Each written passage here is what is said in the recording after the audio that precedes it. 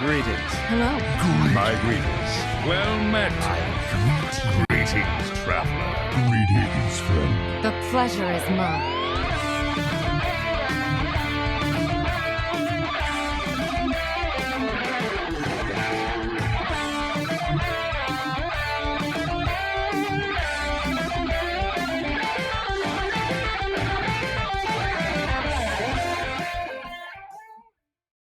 Hello and welcome to episode 299 of Concede, a Hearthstone podcast dedicated to making the competitive side of the game more accessible to you. It is Thursday, July 8th in the evening. From Gadgetan, New York, it's me, Ridiculous Hat. From Undercity, Pennsylvania, we've got Edelweiss. Hello. And today, Botticus has some work stuff. He won't be able to make it to today's episode.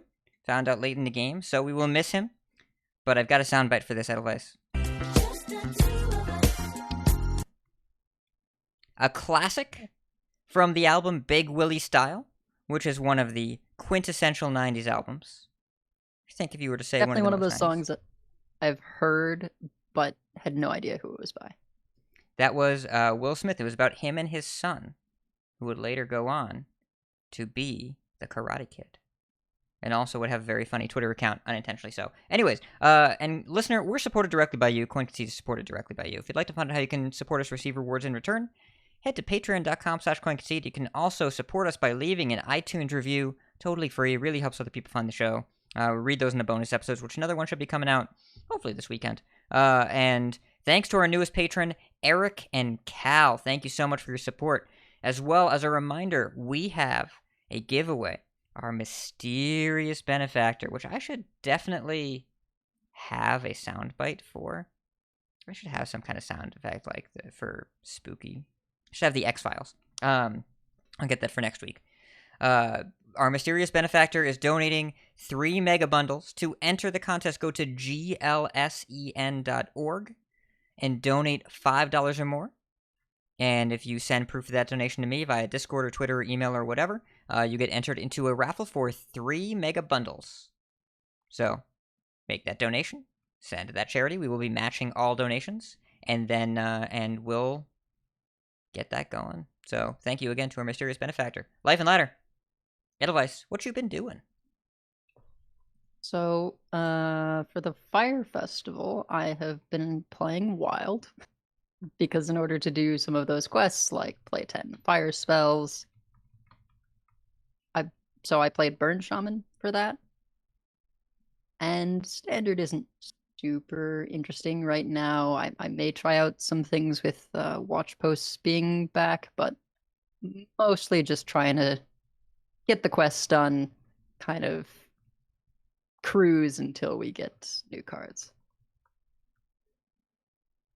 Yeah, it's we're just waiting for new stuff right now. I mean, I've been enjoying Wild a lot, and I think we mentioned it last week. The not high-end competitive Wild, because I'm definitely not doing that, but putting as many seagulls in my opponent's deck as possible, definitely doing that. I mentioned that on this week's Squelch. The most recent Squelch that I was just on, I had a game where my opponent had 45 cards in their deck and I had 8. And I would guess that somewhere in the neighborhood of 30 of those cards that in their deck, if not more, were probably more, were seagulls. Thanks, Bad Luck Albatross. Wow. Yeah. That's Well, when you have Carnivorous Cube with 2 albatrosses in it, and then 2 albatrosses, and then Necromechanic, and then you feign death, stuff happens. Stuff happens. So I've been enjoying that in Wild. Yeah, I don't know. And you've been playing some other games too, like Roguebook. I know we talked about a little bit. Yeah, so Roguebook I had not heard of until Tom Locke, friend of the show, and my senior at Sugoi, let me know that there was a card design contest going on, which of course, very interested in that.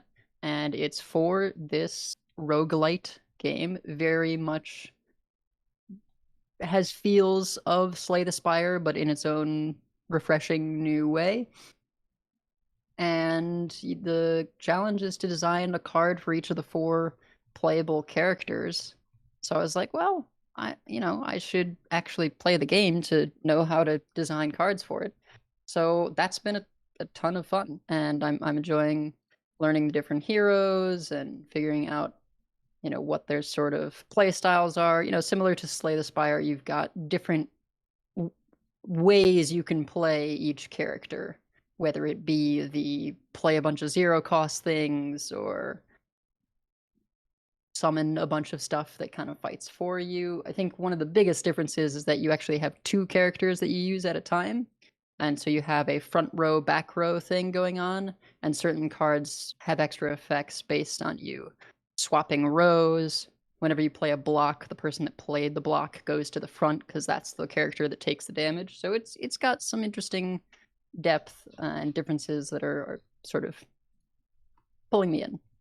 But besides that, in the non-card game realm, I am playing a game that was on summer sale and I put off for a very long time. 1, because I didn't own a console, and 2, because, I don't know, just never got around to buying it. But being half off, I was like, all right, Horizon Zero Dawn, the time is now.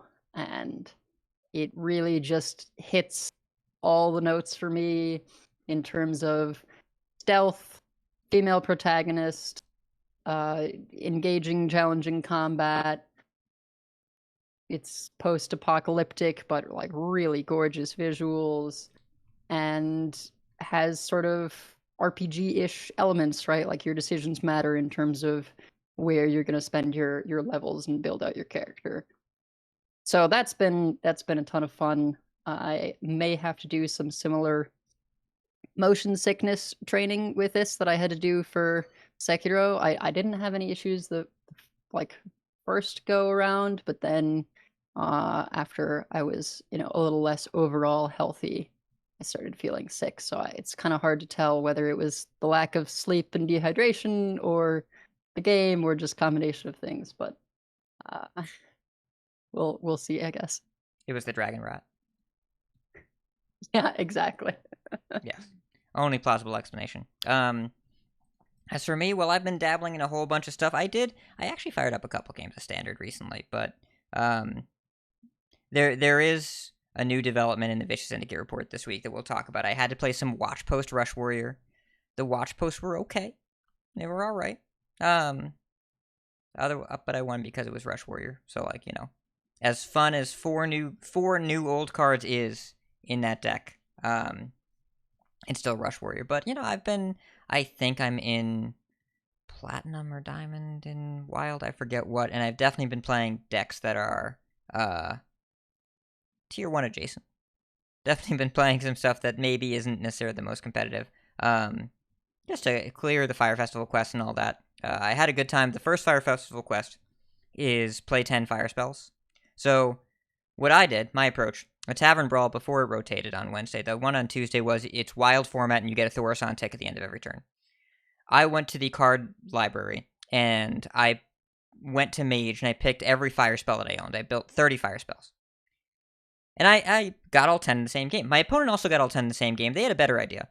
They built Exodia Mage because 2 Molten Reflections and 8 Fireballs is also 10 fire spells. And they won that game. And, we both got our quest done. They were smart. And outside of that, I have been playing a good bit of BGs. I really like the current patch. I like that we get the Darkmoon prizes 1 out of every 4 games, and I like that there's more variety in mid-game compositions. I'm still pretty not great at it. Floating in the mid 6K range, it's fine. But I'm enjoying the mode, and I'm playing it a bunch on my iPad, as well as balancing with, right now, other games are definitely appealing. Legend of Runeterra, they just did a big patch, and they're doing another champion release in the near future, and I've been enjoying that. And also there's this game that I've been evangelizing lately, called Slipways, that I strongly recommend everyone give a shot if you like Civilization. It's a 3x, not a 4x, because there's no combat. No combat at all. And instead, it's a space resource management game where you have a time limit in the game, not like real time, but each action takes time, and after a certain amount, the run is over, and it rates your run. It's score based, and it's really it's just about trading resources between planets, but you end up building these trade networks of resources. Somehow, this game makes staring at the screen without doing anything for 10 minutes fun. I can't really explain it. I don't know why it works the way it does, but it's basically the Civilization one more turn feeling, except every action you take is one more turn, and then you have to see what happens next. And it has an undo button. It has an undo button, which is a really big deal, because I mess up a lot. So yeah. It does sound nice. I feel like this is the next iteration after Off-World Trading Company. It could be. Yeah. Is that a game? Off-World Trading Company is basically you bring financial ruin to your competitors. Oh. And so it's an RTS, but instead of combat, you just bankrupt your opponents. So it's like that, except with no opponent. It's straight up score based, like almost a roguelike sort of thing. I have been evangelizing it as much as I can, and I got one of the community managers from Blizzard who said the game's really, really good. And the quote that I'm going to read from him is, I played through the lunch hour and had one of those rare first experiences where I did literally everything wrong, understood without being told why everything I did was wrong, and was able to apply it to the start of the next game. From Kaza. So, strongly recommended. Definitely worth checking out. It's like $17 on Steam. So, that's what we've been playing. But there's some Hearthstone news. Should we talk about it? There's some real news this week. Not new cards, but some stuff. Gadgets and Gazette always gets the scoop.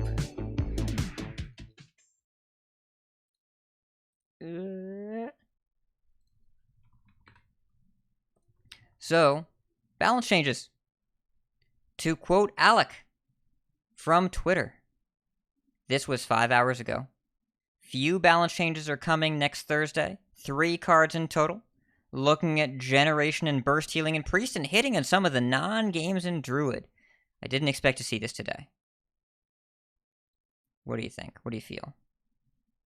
I'd like to think that Alec was like, "Oh yeah, Concede goes live tonight. We've got to throw them some extra content, right?" But not extra, any. Thankfully, Dean is also back, so that was a good one. As we have his AMA. But yeah, do you have guesses for what cards you're thinking? My guesses are pretty much Palm Reading, Apotheosis, and Gibberling. I feel like the Druid one is the most sort of obvious because it's talking about non-games in Druid, and the card that leads to the most non-games in Druid is Gibberling, so I can't imagine that they're going to nerf around it. It's either Gibberling or Bloom. And if you're nerfing Bloom, it's because of Gibberling. And I would be surprised if that was the way to go. Like, I'm not going to say that Bloom is the most safe, healthy card in the universe, but so far it's been not used for evil too much. When there's been something that's been evil around Bloom, like a 7-mana Guardian Animals or whatever, when they nudged a mana, it was fine. They just have to account for it. Patrick Sullivan, I'm talking about Magic the Gathering. I understand it's a person and a game that this show is not about. But when they rotated Llanowar Elf, or Elvish Mystic, whatever, out of Standard, which is the 1-mana minion, basically, that generates you a mana the following turn, so as long as you have that card around, your 3-mana cards have to be worse. Right? As long as you're skipping from 1 to 3, then your 3s have to be worse, because you're expecting to see them on 2 a lot. So, as long as you have Bloom around, you have to make big cards in Shaman and Druid worse.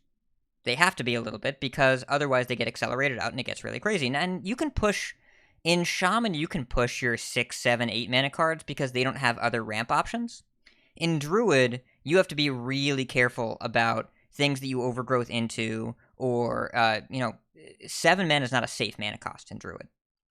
So, but they've generally adapted around that. Gibberling circumvents that direct mana cost thing by costing 1, and then you play other stuff around it. So I don't know. I'd be surprised they hit another card, right? Right, and they could be sort of trying to not give us the full info by saying in Druid rather than Druid Shaman. If it was Druid Shaman, we would know exactly what was getting hit. Sure, yeah. And they didn't say they were But- nerfing warlocks. They're probably not hitting Raise Dead, maybe? I don't know. I don't know. I have no idea. So, Gibberling for sure. I think it's pretty clear. Apotheosis? Fingers crossed on Apotheosis. I had thought maybe Apotheosis to 4, and then you had some ideas, maybe lowering the power, which could be interesting. Yeah, you could lower the stats total by a +1/+1. If you lower the attack, only, you're still hitting Samuro Reno pretty reasonably. But part of the problem with Apotheosis as well is that you're kind of screwed as an aggro deck with it existing, because you either have to trade proactively or you have to trade afterwards and give them a bunch of life back. And lowering +1/+1 total would make it a little bit easier to kill the thing. Now, I'm not sure if lowering Light Shower Elemental to a 7/8 instead of an 8/9 is enough, but at least Samuro or whatever gets a lot worse, just because the life swing is smaller. I would expect 4 mana, but it could be just less power or less stats total. Yeah, I would guess that they would test both and sort of see. And it feels like that specific interaction is the main one to address, because Samarino just ends games in one board swing. So if you can make it such that either they clear less, gaining less HP, whatever it is, that swing is still powerful, but you either need something else on top of it to increase the power, or it's just, more something you're more able to overcome because it doesn't fully heal them or it doesn't quite kill your whole board. I think I'd be pretty happy seeing that change. But if it just comes out later, I don't know if that's good enough. It gives you more of a window to just kill them before they get to do it at all. So there's that. Yeah. And there is, of course, the common discussion of, well, they just discount it with palm reading, but what if they nerf palm reading? Because they also talked about generation. My favorite change to palm reading would be to make it discount shadow spells only, but I would guess that they'd just put it to 4 or something. Yeah. There are a bunch of options here. The burst healing, I think we agree in Apotheosis. I think it's pretty hard to say not that card, because that card's crazy. And Gibberling, I think, is pretty clear. The generation options, there's Renew, there's Reading, there's Raise Dead, there's Sethic Veilweaver, but probably not. But it's most likely going to be one of those 3 spells. Palm Reading is the only shadow spell out of that group. Well, no, I guess Raise Dead is shadow. Those 2 are shadow spells. So it could also be a proactive nerf to either of those to help address things. There are a few options. Like Palm Reading, they could do, it only hits certain spells in your hand. It could be shadow, could only hit the spell that you discover. If they wanted to do that, like that could be a nerf that they do to it, where they only discount the one spell. Where it's basically but that's basically a weirdo nature studies. They could do that. It makes the card a lot worse. What was it, Haunting Visions from Shaman way back when, where you discover yeah. a spell? Well, but that's your next spell this turn costs 3 less, I think. Okay, yeah, pretty different. This would be like a permanent discount, but you would pay extra for it. Yeah, I guess the more comparison would be the mage spell, 2 mana, discover, reduced by 2. Primordial Glyph, yeah. Palm Reading, just discounting the spell you discover by 1 would probably be too bad. Probably be just not a good card. Oh, yeah. Yeah. I don't know. 4 mana might make sense as well. Priest is starting to get a real glut there, but maybe that's the point. If it's Renew, it's probably Renew to 2, I assume. And that would make Wandmaker a lot worse, too. I'd be happy to see that one for sure. Would we still play it? I think probably yes, and we're less happy about it, which is probably where they want it to be. Yeah. I could see still running it, particularly because we have palm reading, right? Yeah. Palm reading just greases all the wheels. But it'd be nice, rather than palm reading making things super smooth and nice, if you feel like you need the discount, that's probably a better spot for the generation stuff to be in. Yeah. And then Raise Dead. I've heard a bunch of options for Raise Dead. If you move Raise Dead to 1, you run into real issues with Wand Maker in Standard. It also, Warlock in Standard has nothing, and Raise Dead is one of the few good cards it has access to. What do you think about nerfing only the Priest one? The Priest and the Warlock one have different costs or text. I don't think you can do that. It would be so incomprehensible going from that to every other dual class card. Yeah. It would be weird. How do you display that? It's just, I don't know. When you put it in a Priest deck, it does one thing. I don't think they will. I'm trying to think outside the box here. I don't think they would. But I also didn't think that they would ban a card, and I didn't think that they would nerf Crab Rider by adding a Battle Cry. So I don't know what's on the table for them anymore. I have absolutely no idea. And so maybe when it's in a Priest deck, it has two different spots in your collection. When you're in the Warlock tab, you see it. In the Priest tab, you see it, and they're different cards. I mean, in that case, make Guardian Animals like 6 in Hunter or something. Yeah. But I just don't think that's a line that there's really a need to cross. There's other spaces to tweak, and that would be really confusing. And they could make Raise Dead deal 2 damage and get back 1 minion or something. Like, they could do that. Probably unplayable then. It probably is, isn't it? Well, it's like kind of still Dark Glare food. No, it's still pretty bad. Like, what's nice about it is that you gain multiple cards back. I think just getting 1 back isn't quite good enough. I don't know. I guess if it's still 0 mana, maybe it's okay. I mean, the real nerf here would be 1 mana, but the Wand Maker thing is significant. Yeah. But the card I imagine cost they're 1. just Yeah. not gonna hit Raise Dead. Probably not. Probably not. It's probably Renew, right? But if you hit Apotheosis and Renew, that's a significant reduction to Priest healing. Maybe that's the goal. But boy, is Priest going to be bad. It's already tier 3 or worse out, unless you are a top 500 legend or so. Right? Like, the numbers just aren't there. We're just paving the way for Shadow Priests. That's all. It's fine. That must be it. Hope it's good. Hope it's good. So, we will have this information next week. We will share the specifics. Should be able to play with it next week. And that's about 2.5 weeks before the expansion. It's a pretty tight window for nerfs, but it'll hopefully be different. I don't know if it will be enough to make things feel fresh, but it should be enough to dramatically diminish the Priest population. All right, speaking of next expansion, so we have the reveal schedule. The dates are going up on the Blizzard site. The first one, July 20th, 12 days from today. Right? That's a Tuesday. Okay. First reveals on the Play Hearthstone channel. By the way, second reveal, Brookworm.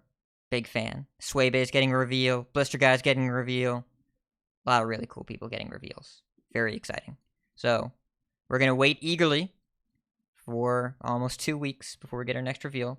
It's very interesting to me that they announced the set so early and then kind of didn't do much with it. Well, this has happened a couple of times before, Yeah. so I guess I'm not surprised. I'm just kind of disappointed. Because we've talked about before that having such a dense reveal schedule can be super whiplash, and we wish it was just spread out more. Yeah, it's that they've done the fire hose really close to the end. It felt like this was about to be something different, and then it wasn't. Right, exactly. Bit of a bait and switch. You know, if they start revealing on the 20th, I'm guessing everything will be revealed within a week because it's going to drop on August 3rd. Say that again? I wasn't paying attention. with reveals starting on the 20th, we're gonna have everything revealed by the 27th, I would guess, and then the set comes out August 3rd. Yeah. 9 days, I guess. Probably. Like their reveal schedules lately have been like somewhere between 7 and 9 days. Yeah. Gosh, I understand the hype thing. We have all this time just open and available, and it's if the standard format was more engaging, I get it. I don't think there are a lot of people playing right now. I don't think there's really all that much. Like Regis Kilbin actually on his YouTube channel just put out a survey saying that he's noticed an unusual downturn in standard interest, and he put out a survey asking for why.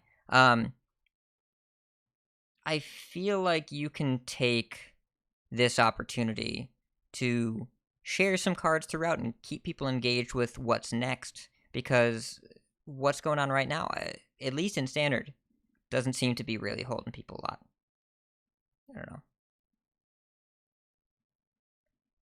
I guess they have a reason for compressing it so much. I wish we got a little bit more lead time. Even just cards to talk about next week, Blizzard. Just cards to talk about next week in episode 300. Just throw us a card. Throw us a couple cards. We'll talk about them. We'll do it for you. I wonder if this is one of those things where just the vast majority of people, it's better for them to have the hype train for a week and then, all the cards are revealed and a week later they have the set. If that's a better timeline for the majority of people who are less tuned in, and then us vocal minority, it's a lot worse for, because we would much rather spread it out over like a bunch of weeks talking about each card, because we can talk about each card for a while. Yeah. Clearly they have to have a reason, I just don't know what it is. Anyways, we do have some stuff to do in the client. The Fire Festival is here. So, we have quests. Note that these quests, it's a legendary quest line. You have to do them all in order. If you delete them, you delete the entire quest line. But they go until July 27th. You don't have to do them all this week. You don't have to do them all in one day. Take your time. There are 7 quests in a row. The first 6 will each give you a Year of the Phoenix pack, and the last one will give you a cool Druid of the Flame hero portrait. Well, a hot Druid of the Flame hero portrait. You know what I mean. You get it. So there's Enter the Firelands, play 10 fire spells. Then there's play 3 ranked play game, 3 games in ranked play mode. Then play 3 games of duels. I promise duels is fun. I promise. Then play 3 games as Paladin. Then play 3 as Hunter. Then 10 as Shaman, which is a lot. And then 3 as Druid. And I understand that there's a Ragnaros Shaman portrait now. 10 as Shaman seems significant. Like, it's a lot of games. But That is a lot of games. But you get 6 free packs here and a free hero portrait. That's pretty cool. So, I'm down to the Shaman quest now. I did the rest of them pretty quickly in duels and Tavern Brawl and whatever. And you can play these in any format. If you want to take your 10 fires, like your 30 fire mage deck, and bring it into casual, that should work too, I believe. I believe these work anywhere. There's also a bundle that has caused some very mild controversy. It's $20 US for a bundle that goes until July 20th, where you get a Ragnaros Shaman hero portrait, a Flamewaker Rexar Hunter hero portrait, a Righteous Inferno Uther Paladin hero portrait, the Ragnaros card back, and that is it. 3 hero portraits and a card back for $20 US. I didn't buy it. Did you buy it? I did not. I am curious what the controversy is, though. $20 is a significant investment for 3 hero portraits and a card back, right? I actually feel like the value is fine, and they are really good skins. I just, I'm not in a position where I feel like I want to buy just cosmetics for Hearthstone right now. I kind of win in on the Steam Summer Sale, and so I'm not prepared to make this Yes. investment. But That'll previously, happen. skins have been $10 for a skin. So I feel like this is kind of a buy two get one free kind of thing. I guess so. I guess that's a thing. Like, it's the cosmetics only thing. So there have been, when I say very mild controversy, I mean very mild. There have been a few people that I've seen on Twitter that are pretty used to being cosmetic collectors, right? Like, because you think about it, if you were trying to collect all the hero portraits and all the card backs and whatever, you could do that for years and years and years for like free. And now, if you want to keep up with all the cosmetics, I think I was talking to, who was I talking to? Sija Hung, I think, said that 2 years ago there were 19 hero portraits, and now there's 94. So I like that there's so many more options, and one of the things Iksar said in his AMA is that they're really looking for player customization, and people have kind of their own. It feels distinct when you're choosing your card back and your hero portrait and all that. But if you want to have all of the things, this is $20 for just the cosmetics. This is a different deal than we've gotten before. I don't have a problem with it. I also didn't buy it. And I think that it's going to be pretty narrow in terms of appeal. And also remember that we can craft portraits and card backs and all that stuff down the line. In a year or two when they make them craftable. It'll be a good bit of gold, but I'll make the Ragnaros. I'm just not interested in the other ones. I think that's part of it for me too, sort of knowing that these will be down the line for gold. I'm sort of willing to just wait to not have to spend the money right now. Sort of like how I waited for Raya the Last Dragon to not be on Premier Disney Plus, so I can just watch it on regular Disney Plus. Yeah. I'm willing to wait to spend less real money. But I do wonder if people would have fewer complaints had it been like one of these skins this Fire Festival, one of them the next Fire Festival, and it was just like $10, right? Somehow I think when people are thinking about cosmetics in Hearthstone, they see $20, and even though it's pretty good value for 3 skins, we're just not used to paying more than $10 on a thing that's cosmetic. So it's kind of a disjointed thing. Because even though that's sort of what the rewards track is, right? It's mostly cosmetics you're getting. There is still that experience boost, so you're getting some of it back in gold anyway. Yeah, I don't know as well if there's really controversy, for I just saw a couple of people that like that were disappointed at the price because they were going to buy it anyway, and they just were not used to being targeted by Blizzard so specifically. Because if you believe that this is too expensive and you're going to buy it anyways, then they set the right price point. It's hard to find controversy in opt-in cosmetic purchases. And these are rad skins, and they're for different classes. I know they look very similar, but they're for different classes. If you want the fire theming across all of your characters, you could do that. But I think the goal now is just to realign our expectations. If you will consider yourself a cosmetic completionist, that's a very different ballgame now, and instead buy the portraits that connect with you. I bought the Three Kingdoms bundle because I thought all of those looked really rad, and I enjoyed that, and I didn't buy this one. So there will probably be a bundle here or there that I buy. I'm going to buy the BG Cosmetics for Tiki Lord Ragnaros 100%, and I'm not going to buy this one. So there are a lot of different options. Yeah, and I forgot about the Three Kingdoms bundle. I got just the Valera because the breakdown wasn't quite what I wanted in terms of the other ones, and so I just got the specific one that I was interested in. And for this, that wasn't an option, so yeah, I'll just wait until we can get just Shaman. Yep. But yeah, the Dio Chan Valera is great, but I do like the Guan Yu Uther because his wow is how ridiculous. And of course, I have to do that. Though I'm not sure I have to decide if I want him or Serenoyo. It's a pretty close choice. I still love Serenoyo. I always think that my opponent is druid for the first 10 seconds that they load in with Guan Yuther. And then I have to reset and think, wait, no, we're not playing against druid, we're playing against paladin. Yes. Got to mulligan differently. There's definitely some portraits that they don't quite look like the class that they are. SI7 Anduin.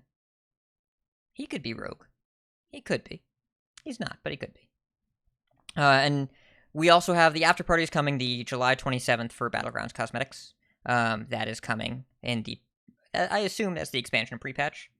So that's when we're getting that. And so you get to buy either the Shadowlands bundle or the Beach Party bundle, which I am 100% buying to get Tiki Lord Ragnaros so I can put him in Battlegrounds immediately. I got a chance to hear some of his voice lines earlier today when recording an interview that'll be in a different podcast next week. And they are very entertaining. Yeah. So, speaking of Battlegrounds, Millhouse is back in the game. They disabled him. They fixed it. They put him back. They also updated the patch notes to indicate that the Darkmoon prizes, there's actually a catch-up mechanic that if you're in the bottom 4 of the lobby when the Darkmoon prize turns come, there are some prizes that you can't get because they're the bad ones. They just give you a slightly different pool. But it turns out that wasn't working properly. So they amended the patch notes after to add in this note, and then told some folks, Slissa made a graphic about it, and revealed which prizes you couldn't get if you're bottom 4, and then it turns out that is not working currently. So this is a whole ado about nothing. There's no news here yet. Not yet. But there might be. Soon. And finally... I've mostly seen complaints from people about not getting enough Darkmoon prize lobbies. So, and it depends who you talk to, because I know a lot of people really want to play with Darkmoon prizes. I was talking to Matt at Arms, and he played 3 in a row, and then I played, my first 7 lobbies had no prizes. So it's 25%. Anyone that's ever played XCOM will tell you that 25% could mean just missing 6 shots in a row, or getting all of them. Yeah. But Iksar's back. We have an AMA. There's a lot of stuff here. So this is going to be the meat of the show this week, I think. Thank you, Dean. And by the way, congratulations to Dean and Molly.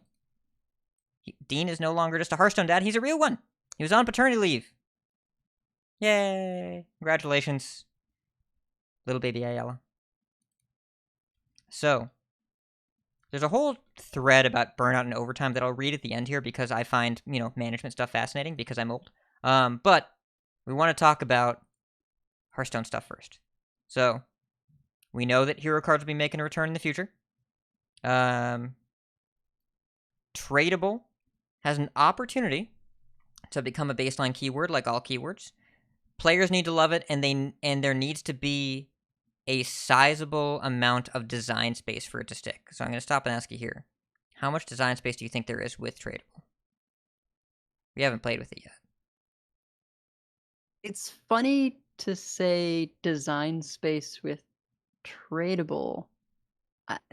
It seems pretty narrow to me, but I could totally be wrong. It's always situational cards. Now, situational can vary in terms of how something is situational. We see that as tech cards, such as the Ooze Beast that blows up a weapon and is tradable.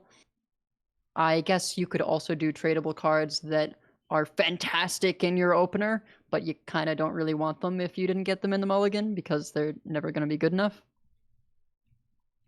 So, I don't know. We'll have to see. Yeah, I also agree with you. I don't think there's much design space here, and I think that there is an incredible danger of printing these on proactive cards or printing too much of it. That it gets really, really scary really fast if there's a lot of drawing. Schwal on Play for Tempo, when I talked to him, was like, if you print Blazing Battle Mage with tradable, 1 mana 2/2 neutral with tradable, card's insane. Card's completely busted. Because you don't want to have to give up the drawback of playing aggressive cards by saying, later in the game they can just become something else. You want to make sure that there's a downside to playing 1 mana 2/2s, that it's great on turn 1, but later in the game it's not so good. If you remove the floor there, or raise the floor there rather, you're going to run into issues. So I'm glad they made it, and I am not surprised the reception is so positive, but I don't think there's a lot of opportunity here to print a bunch of these, and maybe that you print a couple per year, but you don't want to overdo it. That's my feeling. One direction I guess I could see things going is cards that legit, like, you don't want to play them, but they do something when you trade them. Or cards that whenever you trade a card, it does something while this other thing is in play. But I would expect those kinds of things to be in the set where the mechanic is featured, not in sets down the line. And I'm a little scared about the idea of it becoming a permanent thing, and so we just come to expect tech cards being tradable. That sounds like kind of a nightmare, because then tech cards are going to be overrun. Yeah, I think they're going to be overrun now. And they have to try it out, because the initial design works about a year in the future. And if you start making tradable cards for next year's set now, if you assume it's instantly going to be an evergreen mechanic, and it's too good, you're screwed. Can't do anything about it. So, I would expect that they will examine it. But I'd be surprised if this was the sort of thing that they want to do a lot, just because I don't think there's a ton of design space. As opposed to, say, something like dual class cards, you can do a lot of dual class cards.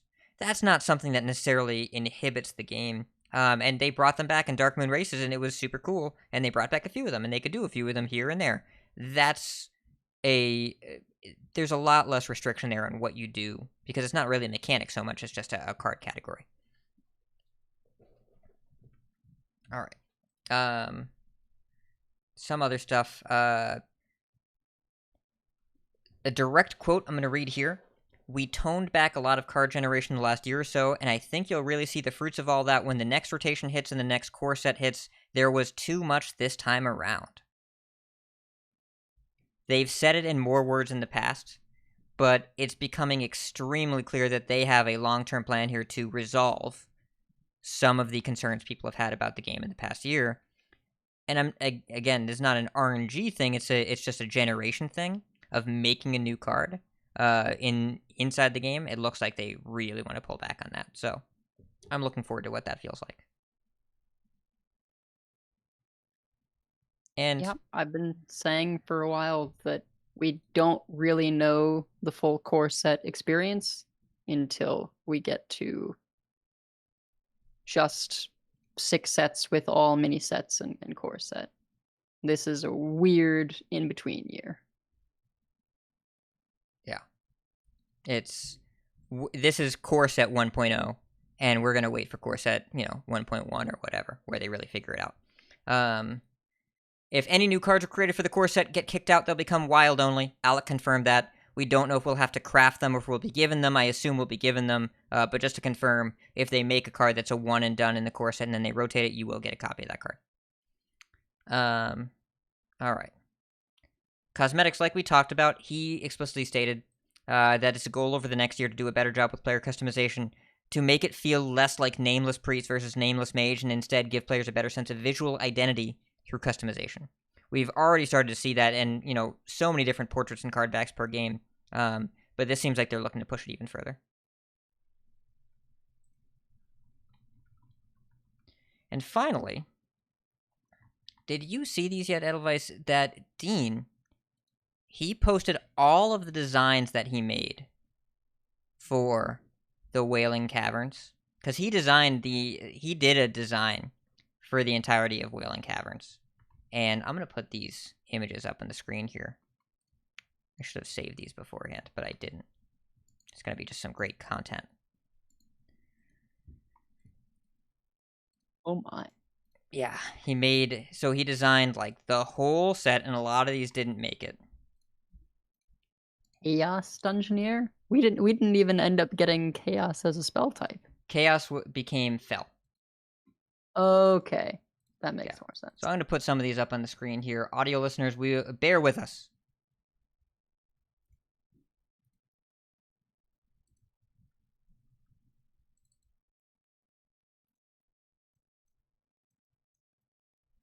these are going to be too small to show. This whole bit's going to get cut. It doesn't matter.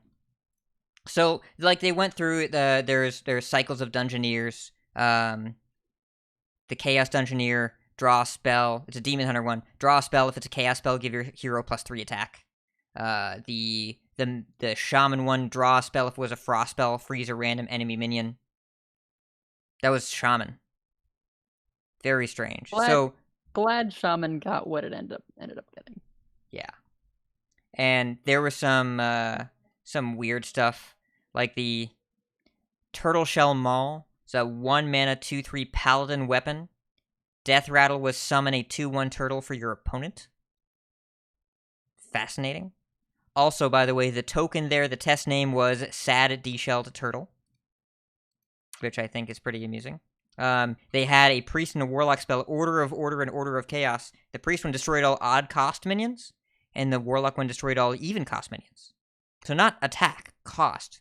They changed it to attack because you can't see cost on the board. And they also got rid of the warlock one because it was strange. Mage had a serious fire theme that may have gotten moved to Stormwind, may not, I don't know. But there was a fire dungeoneer along with like a pogo hopper, but for spells, Flame Snap, deal 1 damage, shuffle a Flame Snap into your deck that deals +1 damage. So it was like a Kingsbane pogo hoppery burn spell, almost like a Forgotten Torch as well. Very strange. Sorry, I'm so distracted by the adventure names. The adventure names, the filler names, or the placeholder names, rather. This is easily the best part of it. We're going to read all of them. This is easily the best part of the design and why I wanted to talk about this on the show. 100% it was this. So, Iksar designed all of the adventures and had the placeholder names. So, remember the effects: Poisonous, Taunt, Divine Shield, Wind Fury, Spell Damage, Stealth, Lifesteal, and Rush. We have Poison Lady, Tanky Boy, Holy Man, that's Divine Shield, Wind Fury, easily my favorite, Wooshy Citizen, Spell Damage is Casty Person, Stealth is Spooky Pedestrian, Lifesteal is Healy Student, and Rush is Fast Athlete. I found this very amusing. I found this very encouraging, actually, because something that I stress over a lot is finding proper lore stuff or good ways of coming up with real names or other things. But if I want to just focus on the mechanics and the design, we can just do placeholders, and maybe that'll just help me sort of crank out on the design front so that I'm not worrying about the flavor stuff. Yeah. It's the flavor can come later, and I mean, you know, he's inside already, like he doesn't have to apply, so it's going to be a little bit different. But yes, this tickled me. I enjoyed these. And then there's a long thread on Burnout here that I want to read because I find it fascinating. As you know, Dean manages and just management in general. And the amazing Hadija, they also answered. They had an AMA themselves about art and VFX and all that, and had an 11-tweet thread about overtime that was also really fascinating. But let me just read what Iksar said here.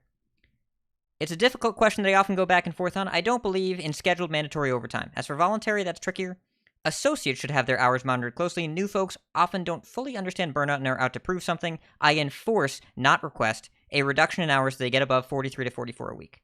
For more senior designers, I think it's okay when someone wants to pile on a task for a few weeks. It's important to make it abundantly clear that it's not required and that we can find support, but some people want to see their thing through to the finish line, and that's okay. It's interesting to think about how it's celebrated in other disciplines or throughout history. When we tell the story of a world-class athlete, entrepreneur, scientist, inventor, all of those stories start from a place of that individual dedicating their life to their craft. If you think about the people in the world you find the most impressive, I imagine if you dug into their lives, it's unlikely you'd find a story of working 8 hours and then hanging it up to relax. Of course, everything isn't about being successful at some craft.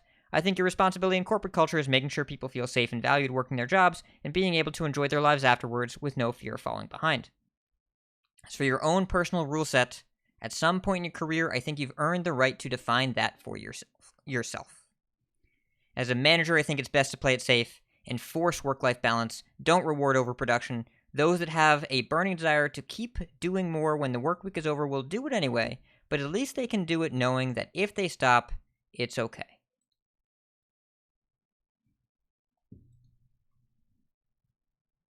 Yeah. Good approach. Once again, seems like a good boss. Definitely one I would rather work for than, some that I've heard horror stories about. Yes. There's also, there is a thread that I'll post in the Twitch chat that is also in the show notes. Ben Harstone, the amazing Ben Harstone, has compiled a list of all the interviews that have been done so far in writing with all the developers about United in Stormwind. There are quite a few. They're hitting the press junket pretty hard. And there's a lot of stuff that we're learning about. Hopefully we'll get one of those here soon. We're trying. Well, and I don't know if you mentioned this and I missed it and forgot to comment, but the mercenaries will return in the last expansion of the year, and they will be very cool. Yes. I didn't mention Alongside, hero cards will be coming back. I'm just saying. I Perhaps. see how you got to where you got to. I'm not sure if that's what happened, but I see how you got there. Let me see what exactly he said about hero cards. Where is this thing?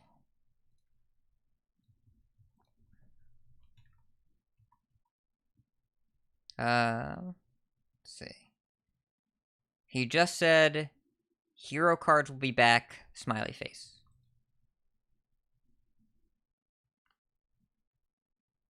Could see it. Could happen. You think they'll do 10 hero cards again? Oh gosh, would it be 10? Oh, 10 would be a lot. 5 would be a lot. 10 would be a ton. They've been doing a lot of different stuff. I wouldn't be surprised if we saw a mix. Because they've done that before. They did that with the League, right? Most of them were legendary minions, and then Dr. Boom was a hero card. Dr. Boom and Reno. Yeah. It could. I could see a couple of them. It would be... The ones that would make sense would probably be Cariel and Tamsin as the sisters. I could see that. Paladin, Warlock. I don't know. I could see it.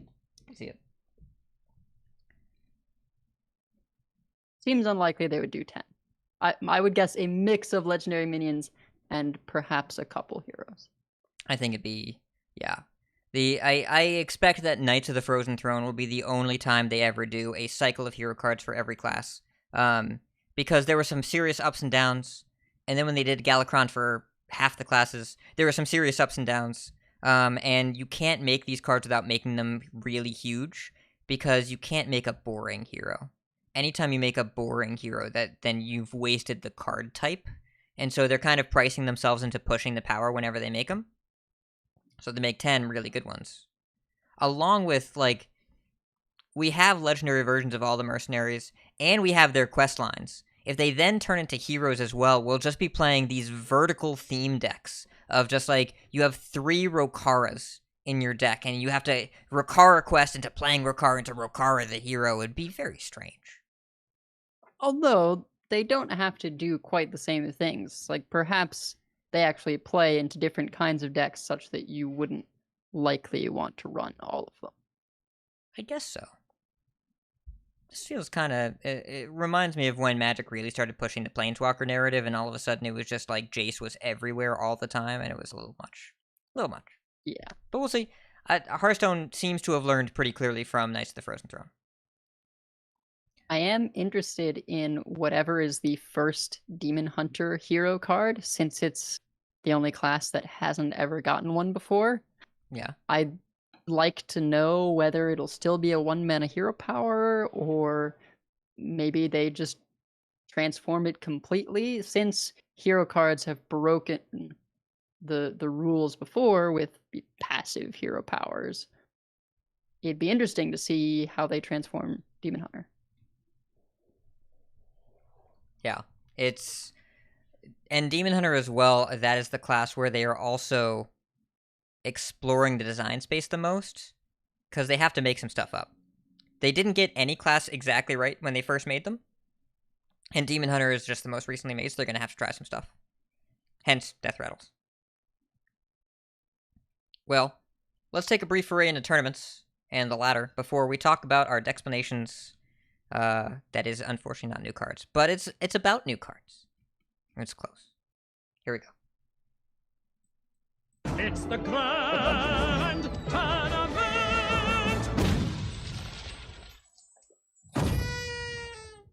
Alright, a brief note on qualifiers here. So, if you're playing in qualifiers, you're going to see two things. You're going to see priests and you're going to see warriors, usually in the same lineup. But you might not see priests because they're banned 40% of the time. 2 out of 5 times. Significant. A ton. Crazy amount of bans. Orders of magnitude more than the next closest ban. So in terms of wins, you're seeing priest and warrior still winning a lot. There are some shaman wins, some demon hunter wins, a few shaman decks here, a few mage decks there. Mali Owl Druid, the Jambre Owl Druid, is still doing well despite a very small sample size. I will note the players that are winning with this deck are noted very strong players that we've seen before and we know their names. Like Orange won a qualifier with Mali Owl Druid. Orange can win with a lot of things. This deck isn't seeing direct ladder success, but it seems to be doing all right in tournaments. It's definitely banning priest. Yeah, everything's banning priest. There's not really a way to function in conquest all that well right now without banning priest. And if you look at the quote I'll read about ladder, about Owl Druid. Owl Druid does not produce strong widespread results on ladder. Its biggest problem seemed to be control priest and token druid, which are two of the most popular decks in the format. We can see why it would be a more successful deck in tournaments due to the possibility of targeting warrior and demon hunter while holding up against shaman and rogue. It does make sense. The deck has some room for improvement. We're doubtful that it can reach a positive win rate on ladder. Yep, conquest darling. And super high level legend is basically conquest anyways because you only play against the same few decks. Now, I'll also note that for some reason, Face Hunter is showing pretty good results in qualifiers. I assume also in banned priest lineups. Not usually the deck I'd want to play against Rush Warrior, but it seems okay. Clown Druid is the deck I'd want to play against Rush Warrior, and it's doing alright as well. Weapon Rogue sucks. Easily the worst deck. Don't play it. And the other big ladder development, I guess I can call it big. I mentioned it earlier. Watchposts are kind of back. So, Wuling, I believe a Korean player, he discovered that you can play watchposts again. And while the list that Vicious Syndicate recommends does not play Cargal, it plays double 2-post, double 3-post. I'm surprised it's not just 3-post. 2-post is alright. It's pretty good against druids. Really good against token druids in particular. It's pretty good. I played it against a mage the other day, and they drew flow on 2 but couldn't cast it because it cost 3, which I very much enjoyed. Nice. And like they had to play a 6-mana Refreshing Springwater later in the game. Pretty solid. Yeah. They did eventually get the flow and get the discounts, but they had to use burn on my minions, so I fatigued them out. And you still want to include like ETC and Tent Trasher and so on and so forth, but it's interesting that the watchposts actually look pretty solid just as cards. And they've also, the Syndicate has posted a test build for Watchpost Demon Hunter. Watchpost Death Rattle Demon Hunter, which you can also play. Well, that's not super surprising. I think when we were still searching for death rattles to put in the deck, we had watchposts at first. Yeah, but they were also way better at first. Alright, they were 2-4s and 3-5s. And the list that's published plays only 2-post, doesn't even play 3-post. You can tech it in over I-Beam if you're not seeing a lot of aggro. But yeah, it's interesting. So there's still a little bit of growth there, but also in the Vicious Syndicate report, 5 classes have no text because there is nothing that changed in them. I am the rogue expert there, and my report every week has been play the same 30 cards. Because that deck list, it's not, the archetype is the deck list. It has not changed. It's exactly the same. You can play a broom if you really want to, but you shouldn't. So, that's the tournament lineup. No major tournaments right now. No Grandmasters. Still waiting. Said we're waiting for new cards, so why don't we talk about how we look at new cards? while we have some time.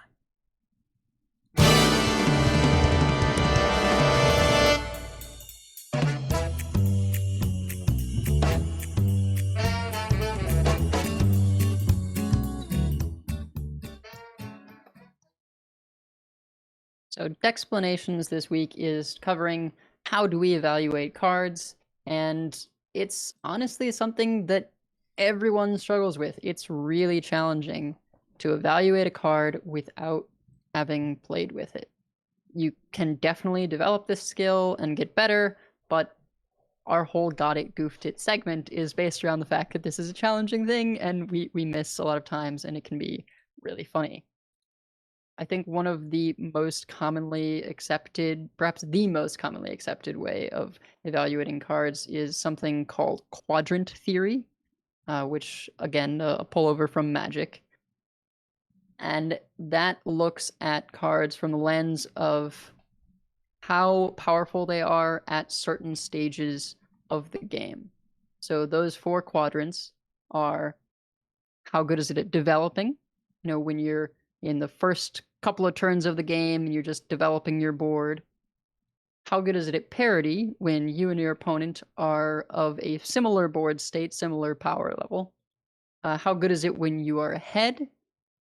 So is it great for closing out the game? Is it great for just, keeping your advanced position? And how good is it when you're behind? Is it a really strong catch-up mechanic? There are certain cards where their whole premise is you're behind, right? Such as things that, like board clears, right? You're behind, and they're really good at that point because you get a lot more value from blowing up all your opponent's stuff. So, let's think do about. you have an example? Let's pick an example. So let's think of a card in Standard right now. Something interesting. Say Sword Eater. Let's say Sword Eater. Right, strong card. So, developing in the early game, I think that if you were to hit Sword Eater on curve on turn 4, you'd be pretty happy. But it's a 4-drop, so you're not going to keep it in the mulligan most of the time. Right, so that's going to be a card that you don't really develop with quite the same way, but you can use it to fill out a curve pretty easily. If you hit it on 4, you're pretty happy. If you're playing that at parity, you're probably pretty happy about that. It depends what point in the game you're at, but a big taunt and a weapon is pretty strong. When you're ahead, I think you'd rather have a more proactive threat. It's not bad, but I think you'd rather have a more proactive threat. Just because you can play, if you could play a Tent Trasher instead, you'd rather have a Tent Trasher. But if you play Sword Eater when you're ahead on board and you're using that axe to either go face or make sure you stay ahead, I think that's pretty good. And then when you're behind, the 2/5 taunt can be pretty solid. It might not be enough to save you, but it's probably what you're looking for. And then the weapon as well can be removal. Sword Eater's a good card. It's a strong card. Kind of good in all 4, right? Yeah. It's why we've struggled to find room in a lot of cases for the weapon that draws cards. Outrider's Axe, because it doesn't come with a free body. So by not coming with a free body, it's a lot less impactful on some of those quadrants.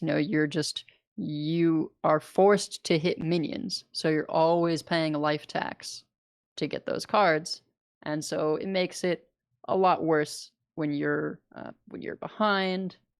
It is a little bit worse when you're ahead because your opponent doesn't have any minions for you to hit into. Then you've got to go face, and you're losing some of the value because you're not going to get to draw that card. Yeah. 4 mana, 9 damage over 3 turns is fine, but it's not really what you're looking for, but it's fine. It's sort of best at parity. Yeah. Because it helps you break the parity, right? It removes their minions and gains you the card, so it's valuable when you have that really tight margin where you want the swing of, I get a thing and take a thing away from you at the same time. But it's not really a good developmental tool either. It's really only for breaking stalemates more than anything. Because if you're way ahead, then you don't gain the value, and when you're behind, you don't have the life. Right. And so that's why it's mostly been the weapon of choice for Control Warrior, because you can actually kind of gain that armor, or focus on gaining that armor anyway, to take advantage of the card draw. But Also, Control Warrior is not very good right now because we don't quite have enough armor gain to consistently do that. Yeah. It's an interesting example and a good theory. There have been, you ask back in my day, people like us, and you look back at Hunter in the past.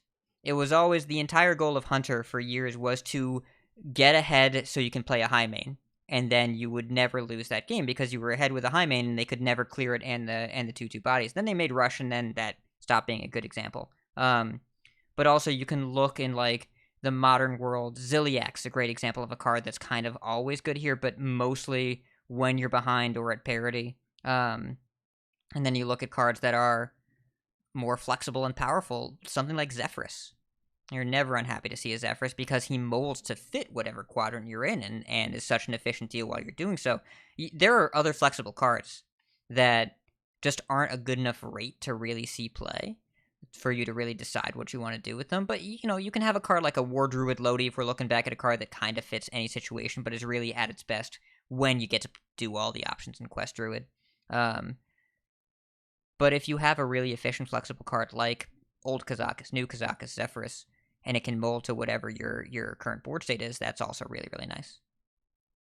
Yeah. In general, when you're looking at cards, you want them to either be like pretty good in 3 to 4 of the quadrants or really good at the 1 or 2 that they're focused on. So something like Rokara. It's insane when you're ahead. It's usually pretty good when you're developing. At parity, it varies. Like you need value trades. You sort of, if you're at strict parity, it's not going to be great because you aren't able to value trade anything, and so you can't get the effect. And when you're behind, it's awful because you have no minions to gain the benefit, and a 2/3 rush probably isn't going to get you there. So it's really, really great at the couple of quadrants that it's focused on, and it can win games with how good she is in those quadrants, but it, suffers in a couple of other ones, as opposed to something like Sword Eater, which is pretty good at just about all of them. Yep. And it's a common trap to, you've heard the term win more cards before. That's a term that's been discussed in card games many times, where it's a card that's only good when you're ahead. But don't confuse that for a card that is at its best when you're ahead in this Quadrant Theory example. Take a card like Survival of the Fittest. If you're behind, you probably can't cast that because you might die unless you have a strongman or whatever. But it's also how you win the game. It sets up you get ahead by playing all of your other cards. But if you just topped the deck out at Guardian Animals and then stopped doing stuff, then you would die a lot of the time because you didn't have a way to actually finish the game, and they would trade into your beast and you would run out of stuff. So Survival of the Fittest is a card that you use when you're ahead to conclude the game. But that doesn't mean that we should cut it because it's only really good in that specific scenario. You have to play it. This is a metric and a baseline for where and when a card is good, but it's not just flexibility that's being valued here. It's like you said, it's the magnitude of impact at any particular point in the game. And if you have played against Survival of the Fittest that was good, you understand how impactful that is. The game ends in 2 turns. They play a strongman if they need to, and then they clown you the next turn, and then the game is over. Yeah, there are a few cards that their effect is so powerful that if you get a turn of breathing room, you can play it, and it's going to help you win the game. Survival of the Fittest is a perfect example of that. So, we're going to use some examples in the past and talk about how we look at different kinds of cards. Now, the key marquee cards you see in each set, the ones that spawn the most discussion are the build-arounds. And when you look at build-around cards, you're talking about cards that your entire strategy is based around that end up defining standard in some major way for a class, if not for a format. So how do we evaluate those, Edelweiss? Because there have been a few times where, well, everyone has guessed wrong, and a few times where they have seemed so blindingly obvious, and then it turns out they were right. Yeah, so, I mean, it's a little different when you're looking at something that is an entire set or series of cards rather than a single card. If we take a look at soul fragments in Demon Hunter, it was good because certain individual cards were super powerful. Shard Shatter Mystic was completely insane. If you were behind at all, at 3 mana, you could just reset the board, and now you're ahead because you've killed their board and you have a 3/2. And then if you were ahead, sometimes your opponent would try and do something to come back, and you would make trades in a certain way and then just clear their board. It was good because Demon Hunter's game plan is going face, so sometimes you would just say, cool, well, I don't make trades, I'm just going to keep hitting you in the face, and then play the Shard Shatter Mystic to clear your development. Yeah. It was hard to say if Soul Fragment Demon Hunter was going to be good, and it took a couple months to get figured out. We didn't really understand what the deck was going to look like, and it ended up playing in a very strange way that it was so aggressive, but also it ignored the board so much and had so much removal. And, a card like Soul Shard Lapidary, I think, is a clear support card that wouldn't really see play without Mystic to back it up and without Militia to back it up. But Militia is kind of a support card, too. I looked at my notes when I evaluated this set, and I did have Shard Shatter as the build around, because Shard Shatter is the card that allows the engine to work to give you the time. And when I looked at Sociologist Militia, we weren't really sure if she was going to be good enough or not. Turns out she was. But the comparison at the time in the late Ashes meta was Mount Cellar Druid. And what if Mount Cellar Druid only got Diving Griffins? Would be pretty great, right? It would just be constant, removal. So that was how I evaluated the card of looking at Militia. But the build around is the thing that's the most efficient value here. And it looked like the Soul Fragment payoffs in Demon Hunter were all going to be worth it. They were all going to be efficient enough. And the rate was really there, as well as the effects were powerful. We weren't sure about it.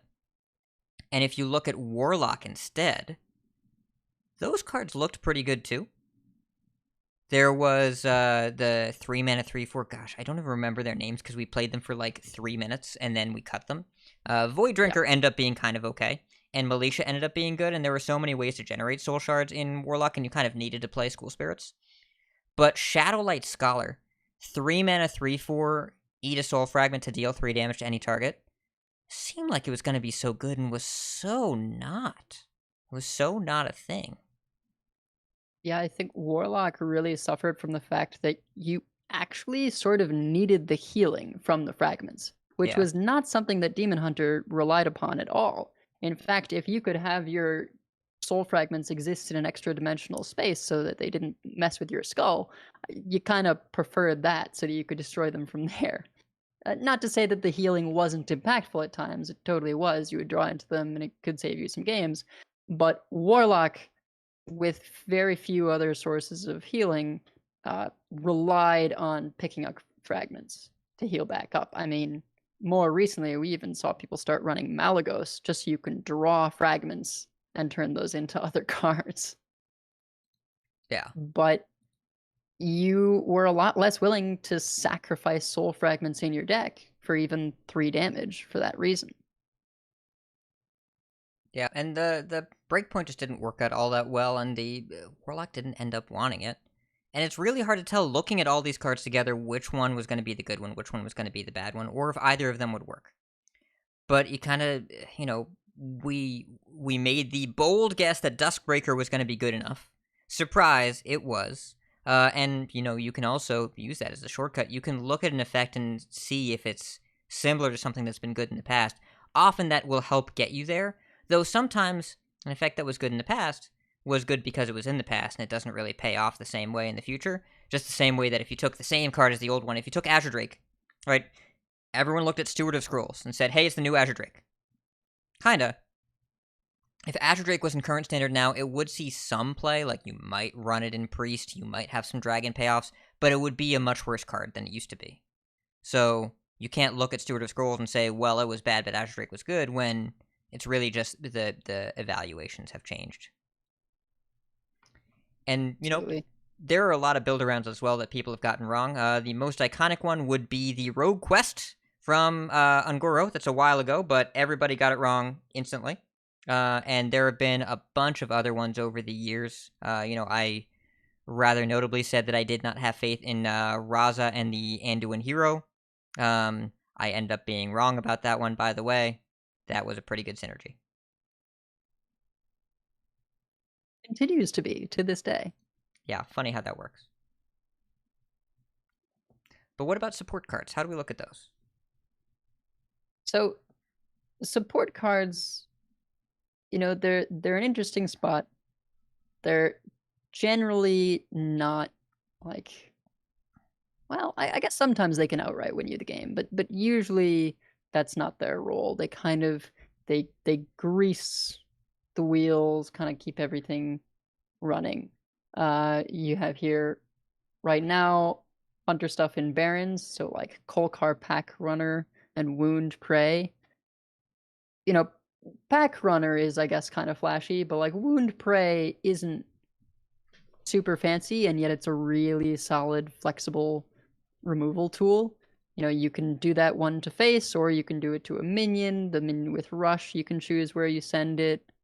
I think the 1-mana 1/1 Rush that gave you another one previously is something that we related this card to, and that was also pretty powerful support card.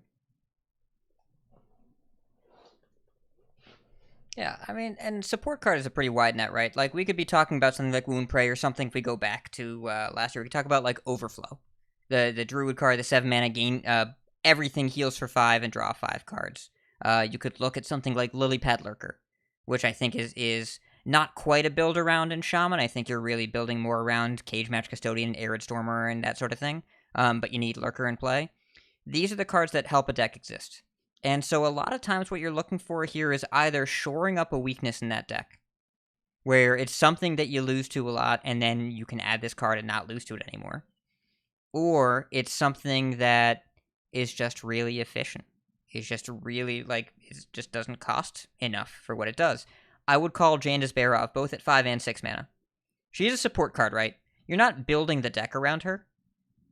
But Rogue, for most of last year, the curve stopped at 3 except for Jandis. It's too good at what it does to not include, and it doesn't do, you don't need it to win the game. It's not the main thing your deck is doing, but it makes your deck a lot better by including it. I think, to some extent, Mankrik is a support card. A lot of these legendaries that we've been getting for free at 3 mana are sort of support cards, and they're pretty good support cards, and they go in a lot of decks, but it actually can be challenging to know when you shouldn't be running them, because they're pretty good all the time. And so when is that effect just not quite good enough for your deck? You're not going to hit it consistently. I routinely don't put Mankrik in Rush Warrior, because you don't necessarily draw a ton of cards, and the draw you do have is very targeted. And people have put Mankrik in Priest because of Thrive in the Shadows, where you can discover the spell, but you're not really a deck whose primary goal is going face. So, most of the time you're not going to run it. Yeah, and you also, when a deck has good support, you also will end up having options sometimes of what do I not run? Do you run, if you're building Control Priest right now, and you're choosing between Holy Smite, Hysteria, Condemn, the deck is strong because you have those options, and they're all really relevant. But sometimes you're just going to choose one of those to not run, and that doesn't mean the card is bad. It just means it's a little bit more situational. It's a little bit more towards the filler support as opposed to the key support. Whereas, in the olden days, you'd never build a rogue deck without Vile Spine or Evil Miscreant or whatever like that. It was just too good at what it did. And yeah, or Pillager, right? There's Prize Plunderer right now. Sorry. Yeah. It's Rogue doesn't exist without that card right now. But you don't always run Foxy Fraud, right? You don't always run that card. It's a good example of it's efficient support card, but you don't need to run it.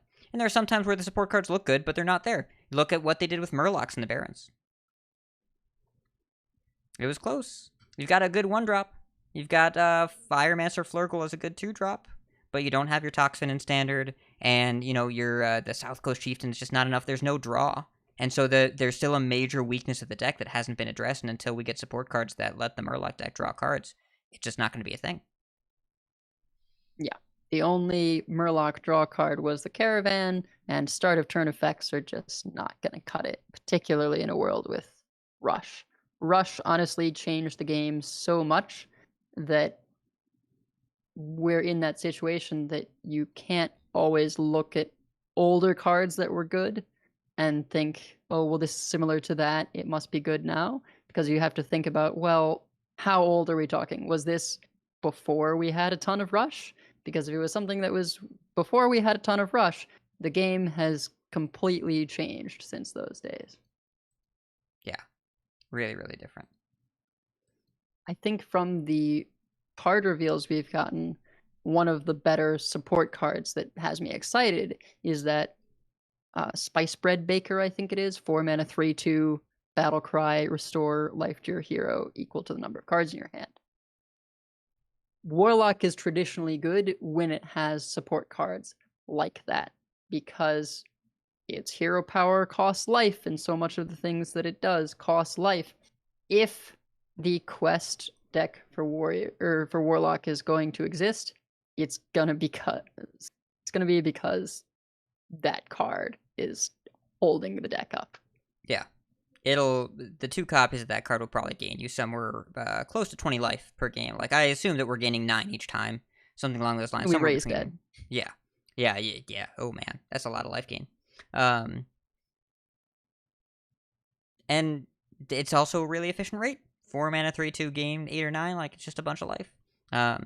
It may very well see play elsewhere. But there are times as well when you look at a card, no matter what the purpose is, if it's not efficient enough, if the rate just isn't there, you just can't play it. You just can't do it. Dark Pharaoh Dagon is one I've been very, very clear about since that card was revealed. I'm going to walk you through my thought process there. So, Takan it's a 5 mana 4/4 that says all of your lackeys are 4/4s the rest of the game. Now, it seemed like it would be a really great deal to have a bunch of 1 mana 4/4s, but lackeys are early game cards where you want to constantly be playing them to set up the game in the developing quadrant, if you will. That you're going to get a bunch of them, and you want the effects early game where they're really impactful at odds with other cards that people are playing, because lackeys are better than their rate indicates. So if they're not in your hand, and you play them early and your opponent gets to kill them, Takan is likely just going to be a 5 mana 4/4 with no text at all. But even if you have lackeys for later in the game, cheap minions are good when you're being more aggressive. And a 5 mana 4/4 is a pause button on any aggression that you may have developed. That if you're that far ahead that you have the time for it, you probably didn't need the card. So, my feeling on that card, and you can kind of say the same thing about a more modern example, Cannon Master Smith, the 5 mana 4/4 and Paladin that turns your secrets into 3/3s. If you have a bunch of secrets that your opponent's not interacting with, and then you turn them into minions, well, first you had a ton of time there. Second of all, you just took your shields down by converting your secrets into minions, and your opponent will just put them back by playing any removal spell. But also, it's just a 5 mana 4/4. Just not enough. And any deck that's trying to be that proactive and is going to have card economy problems by having that many secrets, you can't really afford to play Smith. Can't really get there. So you got to look at efficiency. It's such an important thing. Yeah, there's a lot of cards that we sort of get excited about because the effect seems really cool, and you think it's going to just slot into a kind of deck, and then as you say, well, that deck's an aggro deck, and turns out, they don't want to do that thing. So, what are some common traps that you think people fall into when they're evaluating cards? Like, what are some mistakes that you've made in the past as well? Or that I've made? Oh, well, this first one, don't get caught up in dream scenarios. I do that a lot. I mean, it's kind of my whole thing as a theory crafter. The person playing the Alakir Nightmare combo deck gets caught up in dream scenarios? You don't say. Okay, well, that is a combo that, because of the Dungeoneer, I can consistently put together. But yes, that I've managed to make less of a dream scenario. However, I was really hoping that we would be able to do something with Wildfire, and I was gonna say Mordekaiser. That's not the name of the card. Mordrish. Mordrish Yeah. Fire Eye. And I was hoping it wasn't a dream scenario, but it kind of is. And I think the sort of, 10th degree of that was I was seeing, folks like Dexter make things with Mordrish where you had double of the biscuit card so that you could play 2 of those and then Potion of Illusion your Mordrish. And I'm like, God, I'll be happy if I can play Mordrish 1 time, let alone do all this setup to get a 1-mana copy that I can, play again and play another Potion of Illusion. Like, that's way too many slots in your deck. Like, yes, you can do an OTK. I feel like OTKs are what draw this out the most in people, is where they look at, oh, well, if you do all this stuff, then you kill them in 1 turn. And you need to take a step back and say, well, how many cards is this? This is a 5-card combo? How much draw does this class have? Are we really going to be able to have the survival tools to get to this point? Like, usually combo decks have worked when you can consistently just like draw your whole deck. So Rogue and Druid have the most combo decks because they draw the most cards and they do the most mana cheating. Oh, anytime we've seen combo decks come up in other things, it's because they're in a point where they're getting that extra amount of card draw to do something. Only combo deck we have right now is Demon Hunter, really. Kinda. I think you could call Token Druid a combo deck. I think you could also, Sure. kinda sorta call Spell Mage a combo deck if you want to get crazy. If we're strictly talking about I have 1 turn where I just kill you from full HP or from, almost full HP, it's really just OTK Demon Hunter. I mean, even Token Druid, you usually need to get some amount of chip damage in because we don't have Savage Roar anymore. So the only time you're doing that insane amount of burst is Solar Arbor up. Yeah, it's Token Druid's not like a combo deck. When you think of a combo deck, you think of like Cloning Gallery and then your opponent blows up, right? That sort of thing. This is Mechathune. Yeah, this is combo-esque and you're whittling them down, but also it's just you play a combination of cards your opponent can't deal with. But yeah, it's easy to look at the magical Christmas land is the magic term, of just like the perfect combination of cards happens the same way every time, where it's like, okay, we Maxima Blastenheimer and hit the Tonk. Is that the only minion in your deck? Are you playing other minions to hit? Because what if you Maxima Blastenheimer into a Wolpertinger? What do you do then? There's a bunch of stuff that you have to be careful to not get lost in flights of fancy. Though also, as I mentioned earlier, when I discounted Raza Anduin and said that wouldn't be good enough, you have to not discount powerful synergies even if you are skeptical as to how good they will be. Right? I was skeptical of Secret Paladin this past expansion. Because I was like, alright, well, we just recruit out a bunch of secrets that we don't really want, and then we get a spider tank that draws us a card. Is that good enough? Yeah. It is. It was. Yep. It was good enough. And sometimes it'll be even less obvious than that. Where you can look at some synergies. You look at something like Mount Seller Druid. We all saw Exotic Mount Seller as a 7-mana 5/8 that triggered off a bunch of spells. Like, when are we ever going to get to play this? And I don't think that was a card that people were commonly evaluating. It was like, this will be nuts. But when you play a spell, triggers can be really relevant, especially with the Bog Beam and the Ironbark at the time.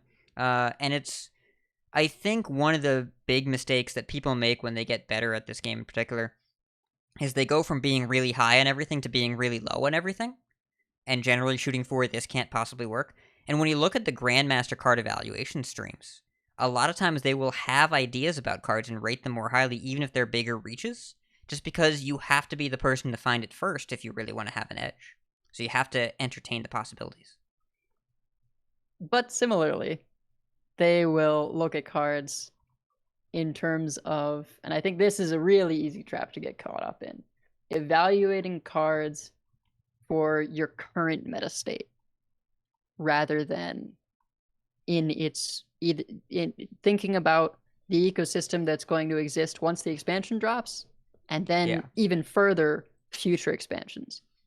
I honestly don't count out a lot of cards, and I do a lot of, this is a wait and see, because I'm thinking about it's just come out and it's going to have another year's worth of stuff. We've had plenty of cards where they weren't played for a very long time and then they had their moment. Spell Mage is a perfect example. Spell Mage was not legit, and Cantor's Flow has been around forever, but it was a sort of fringe fun deck that people played but wasn't good for a very long time, and then it finally found its moment. They printed a little bit more support and people hated the watch posts, so Spell Mage got insane. There can be powerful effects that just don't have their moment yet. And I wouldn't be surprised if we've already got some cards around that are powerful and just haven't had the right moment. Maybe we'll see that post-rotation or something. Yep. And we've seen examples of it. So let's look at Darkmoon Faire. World Kick Master. World Kick Master was a card printed in Saviors of Uldum. It was not good for 4 sets, and then the 5th set, they printed Prize Plunderer, and there was a critical mass of low-cost combo cards. And suddenly, you just lowered the curve of everything in your deck, and it was insane.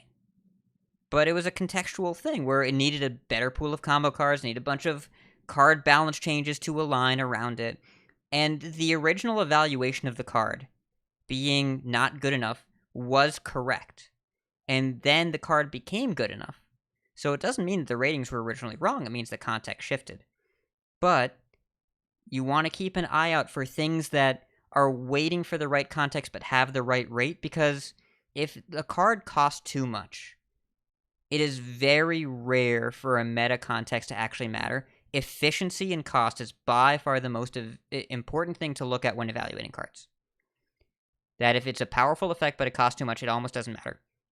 And if it's only an okay effect, but it doesn't cost enough, if it's too cheap, keep an eye out for it, because it'll find a home somewhere. Almost always. When you find an efficient but narrow effect, it finds a home somewhere. And sometimes, this is a mistake that I made, that you would have talked me out of, sometimes your first impressions are right. It's very easy to get talked down. I saw Foxy Fraud on stream, and I was like, Foxy Fraud looks really rad. And then I thought about it for a while, and it's like, it's just a 2-mana 3/2, and if you don't have something you combo in, it's just a Bloodfin Raptor. Do we really want a free Bloodfin Raptor? Do we really want just a free 3/2 as a bolt-on? I was ignoring the Edwin synergy, which turned out to be important. But my first impression was, it's an aggressive card that gives me mana back. Of course I want to play this. I should have trusted that. Instead, I doubted, and I second-guessed myself. But it turned out to be pretty good. And you can see this really extreme examples. Do you remember the reveal stream when they showed Galakron Shaman the first time? Oh, man. Yeah, that was something. And we were like, why are they doing this? Doesn't this seem insanely powerful? Guess what? It was. Broke everything for a while. Now, we also had Shutterwalk, so you got to do it twice. Sure. But what we saw on stream was like, these cards are too efficient. We saw Invocation of Frost for the first time. We're like, that's a Glacial Shard with Rush. Why are you doing that? And it was too good. Yes. It's entirely possible for your initial impulses around a card. I remember Beast Squatch was very clear the first time he saw Animated Broomstick in our Discord. He's like, isn't this insane? We were like, nah, it's just a 1/1 rush. You have to develop a bunch of stuff and then play this after. Inefficient. He was right. It was good. Giving all your stuff rush for 1 mana turned out to be powerful. Yeah, there's a lot of cards that can sort of fly under the radar because they're just like pretty good rate. Penflinger and Broomstick are definitely that. Some of them fly under the radar because legitimately we misread the card because we can't imagine a world where it functions the way that it ends up functioning. Looking at Corridor Creeper here. Yeah. We just all read that as only your minions. Iksar misread the card while he was playtesting it. He told the story of he thought it was only his minions while he was playtesting it, and then Reels told him in playtesting, "Isn't this insane?" And then they left it, and it was obviously too good and it was a mistake. He admitted that, he said it. But the person that made the card misread it. It happens. Yeah. And you're going to look at context too, because a card's evaluation can change even throughout the reveal season. Remember Glide. When Glide was revealed, a very complicated card, hard to parse, but it seemed really significant. And then they revealed Voracious Reader, and we're like, alright, Glide sucks.